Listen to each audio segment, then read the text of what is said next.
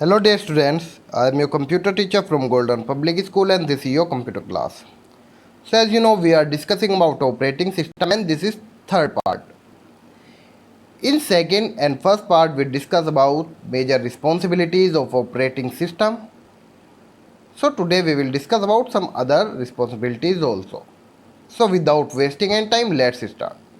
So as you can see in previous video we discussed about memory management and process management. So today in this video we will discuss about device management and file management. So आपको पता है हमने last video में memory management और process management के बारे में discuss किया था। सो आज की वीडियो में हम डिवाइस मैनेजमेंट और फाइल मैनेजमेंट के बारे में डिस्कस करेंगे। So now what is device management? Manage communication with device wire drivers. अब ये ड्राइवर क्या होते हैं? सो सबसे पहले देखते हैं ड्राइवर्स क्या होते हैं। आपको पता है आप जो अपना कंप्यूटर यूज़ करते हैं, कंप्यूटर के अंदर अगर आप अपना कीबोर्ड को कनेक्ट करते हैं, माउस को कनेक्ट करते हैं, या अगर कोई भी एक्सटर्नल डिवाइस को आप वहाँ पे कनेक्ट करते हैं, चाहे आपकी वो एक्सटर्नल डिवाइस पेन ड्राइव है या कोई भी अदर डिवाइस है, सो उन डिवाइस को कनेक्ट होने के लिए कंप्यूटर के अंदर ड्राइवर्स की रिक्वायरमेंट होती है।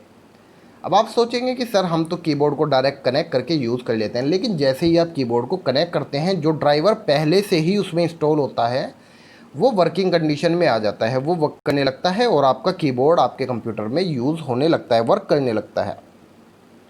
सो जो ये डिवाइस ड्राइवर्स होते हैं इनका काम होता है जो भी हम एक्सटर्नल डिवाइस का यूज़ करते हैं उनको हमारे कंप्यूटर के साथ कनेक्ट करना, और जो हमारे डिवाइस ड्राइवर्स है वो हमारे कंप्यूटर के साथ अच्छे से कनेक्ट करें और हम जो भी डिवाइसेस है, चाहे वो माउस है, कीबोर्ड है, पेन ड्राइव है, उनका अच्छे से यूज़ कर पाए। ये सब चीज़ों को कौन देखता है? ये सब चीज़ें मैनेज करता है our operating system. As you know we are discussing about operating system and this chapter is about operating system. So ये चैप्टर ऑपरेटिंग सिस्टम के बारे में है। इसका मतलब ये है हम जितनी भी चीज़ें के बारे में यहाँ पे डिस्कस कर रहे हैं वो सारे वर्क ऑपरेटिंग सिस्टम के थ्रू ही किए जाते हैं, या ऑपरेटिंग सिस्टम ही उन सब चीज़ों को मैनेज कर रहा होता है। So I hope device driver आपको समझ में आया होगा। Now device management. So keep track all devices with the help of program called IO controller. Now IO controller की अगर फुल फॉर्म की बात करें तो इनपुट आउटपुट कंट्रोलर। सो जो भी हम यहाँ पर डिवाइसेस यूज़ करते हैं उन डिवाइस को कंट्रोल करने का, ट्रैक करने का जो भी काम होता है वो किया जाता है इनपुट आउटपुट कंट्रोलर की हेल्प से। हमारे कंप्यूटर के अंदर एक इनपुट आउटपुट कंट्रोलर नाम से प्रोग्राम होता है जो कि कंप्यूटर के अंदर जितने भी इनपुट या आउटपुट डिवाइसेस को हम यूज़ करेंगे उनको ट्रैक करने का काम करता है। और जो ये ट्रैक करने का काम करता है इसको मैनेज हमारा ऑपरेटिंग सिस्टम करता है। सो ट्रैक करने की बात हो गई, हमें पता चल गया कि कौन सा इनपुट या आउटपुट डिवाइस हमारे कंप्यूटर में वर्क कर रहा है। Decide which process get device and when and how much. इसका मतलब ये है कि जो ऑपरेटिंग सिस्टम है वो डिवाइस को डिसाइड करता है कि कौन सी डिवाइस कितनी देर वर्क करेगी, कैसे वो वर्क करेगी और कब वो वर्क करेगी। इसका एक एग्जांपल से समझते हैं।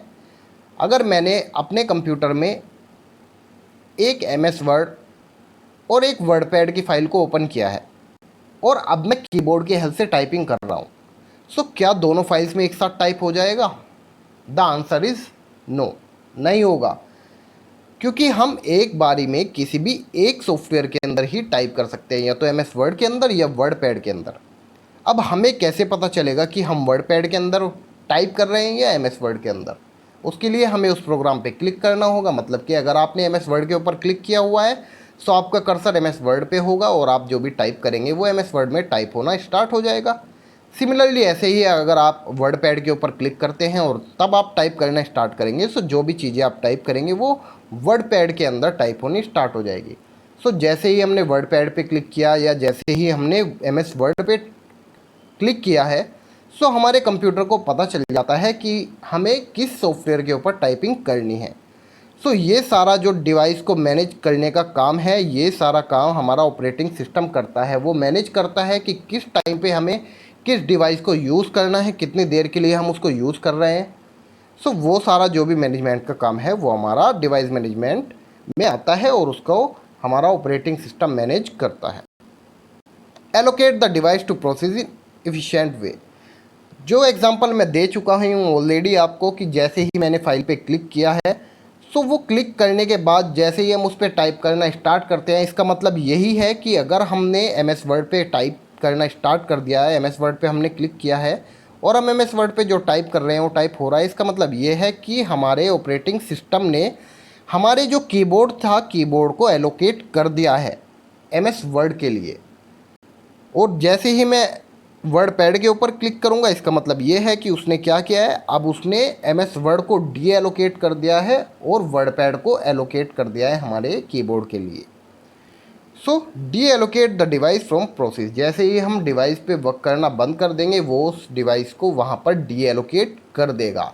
सो इस टाइप से हमारी जो भी डिवाइसेस होती है, चाहे वो हमारा कीबोर्ड है, माउस है, प्रिंटर है, पेन ड्राइव है, कोई भी डिवाइस हमारे अगर कंप्यूटर से कोई भी डिवाइस कनेक्टेड है, सो वो इसी टाइप से डिवाइस मैनेजमेंट के अकॉर्डिंग वर्क करती है with the help of operating system.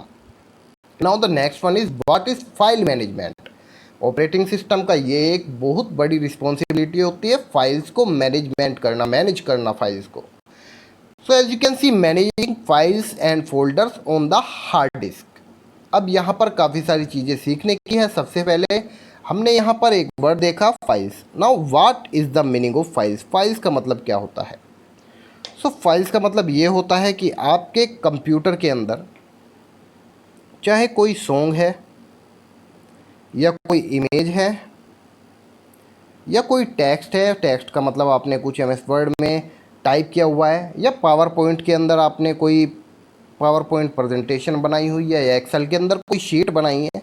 सो हर एक चीज़ जो भी कंप्यूटर के अंदर है, आपके कोई भी कंटेंट है, सो वो आपका जो भी कंटेंट होगा वो आपका फाइल्स कहलाएगा। चाहे वो सॉन्ग है, चाहे वो इमेज है, चाहे वो कोई टेक्स्ट फाइल है, कोई भी किसी भी तरीके की फाइल्स अगर आपके कंप्यूटर के अंदर कोई भी कंटेंट होगा वो आपका फाइल्स कहलाएगा। सो ये तो हो गई आपकी फाइल्स, आपको फाइल्स के बारे में पता चल गया। Now what is the meaning of folder. Folder is a container. Folder एक कंटेनर की तरह या एक रूम की तरह वर्क करता है। मतलब कि आप अपनी सारी की सारी फाइल्स को किसी एक जगह पर स्टोर कर सकते हैं और वो जगह होती है फोल्डर। फोल्डर के अंदर आप इजीली अपनी सारी फाइल्स को स्टोर कर सकते हैं। या आप इसको ऐसे भी समझ सकते हैं, अगर आपने 10 फाइल्स एम एस वर्ड की क्रिएट करी है, 10 फाइल्स आपने पावर पॉइंट की क्रिएट करी है, और काफ़ी सारी डिफरेंट आपके पास इमेजेस है, काफ़ी सारी वीडियोज़ हैं, और आप चाहते हैं वो सारा डेटा आपके पास इस टाइप से मैनेज रहे कि आपको पता रहे कि मेरी इमेजेस कहाँ पर है, वीडियोज़ कहाँ पे है, और एम एस वर्ड की और पावर पॉइंट की फाइल से कहाँ पर है। सो आप डिफरेंट फोल्डर्स को बना के उसको नेम देकर उनमें फाइल्स को स्टोर कर सकते हैं। जैसे कि आप एक फ़ोल्डर बना सकते हैं वीडियोस के लिए, उसमें आप सारी वीडियोस को स्टोर कर दें।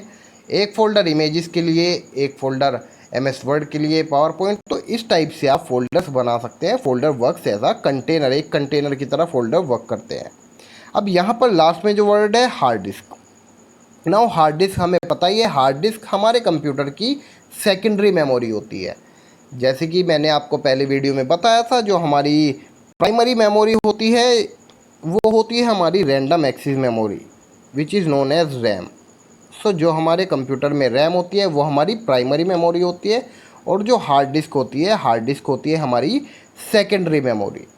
सो हम जो भी वर्क कंप्यूटर पे कर रहे होते हैं, वो वर्क जिस भी टाइम पे हम एक वर्क कर रहे हैं वो वर्क रैम के थ्रू वर्क होता है। लेकिन जैसे ही हम उस फाइल को सेव कर लेते हैं, वो वर्क हमारा हार्ड डिस्क के अंदर स्टोर हो जाता है, परमानेंटली स्टोर हो जाता है। सो हार्ड डिस्क हमारी कुछ इस टाइप से वर्क करती है। सो इसका मतलब ये है कि जो हमारे फाइल्स होती है और जो फोल्डर्स होते हैं, उनको हार्ड डिस्क में स्टोर करना, उनको हार्ड डिस्क के अंदर स्टोर करना, मैनेज करना, ये सारा काम भी हमारा ऑपरेटिंग सिस्टम करता है। और इस सारे ऑपरेटिंग सिस्टम के वर्क को करने को हम बोलते हैं फाइल मैनेजमेंट। आई होप ये आपको क्लियर हो गया होगा। Now keep track all files and folder. I hope अभी तक जितने भी चीज़ें हमने क्लियर आपसे डिस्कस करी है, आपको इतना तो क्लियर हो ही गया होगा कि ये ट्रैक करने का काम ऑपरेटिंग सिस्टम करता ही करता है। चाहे आप फाइल्स की बात करें, चाहे आप किसी डिवाइस की बात करें, या कोई भी अदर सॉफ्टवेयर, या कुछ भी आप मेमोरी की बात करें, हर एक चीज़ को हमारा ऑपरेटिंग सिस्टम ट्रैक ज़रूर करता है ताकि वो हमें बेटर परफॉर्मेंस वहाँ पे प्रोवाइड करा सके। जब तक वो उनको ट्रैक नहीं करेगा, उसको पता ही नहीं चलेगा कि किस टाइप से वर्क हो रहा है, किस एप्लीकेशन पे वर्क हो रहा है, कब हमने एप्लीकेशन पे वर्क करना बंद किया है। सो वो सारे काम करना, डीएलोकेट करना, एलोकेट करना, ये सारा काम ऑपरेटिंग सिस्टम करता है। और वो काम वो तभी करता है जब वो हमारे जितने भी हम काम कंप्यूटर के अंदर करते हैं उनको ट्रैक करता है। सो ट्रैकिंग आपको समझ आ ही गया होगा।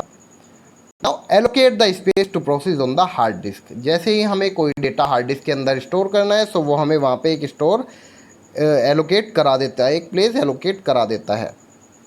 सो ये हमारा वर्क होता है ऑपरेटिंग सिस्टम का, कि ऑपरेटिंग सिस्टम हार्ड डिस्क के अंदर एक स्टोरेज या एक स्पेस हमें एलोकेट करा दे अगर हमें अपनी फाइल को कहीं पर सेव करना है। Deallocate space from files and folder.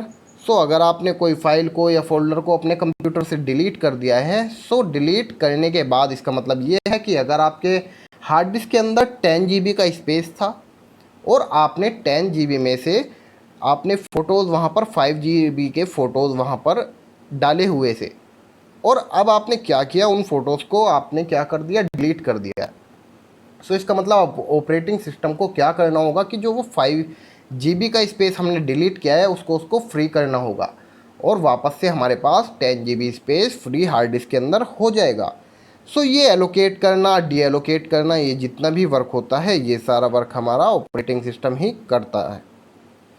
So students, I hope आपको major responsibilities of operating system clear हो गई होगी।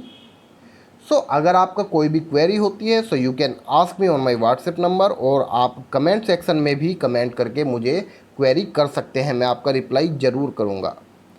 और जितने भी लोगों ने ये वीडियो कंप्लीट देख लिए, अपना नेम कमेंट सेक्शन में ज़रूर उनको कमेंट करना है। So that is it for today students. Stay healthy, stay safe, and thank you so much.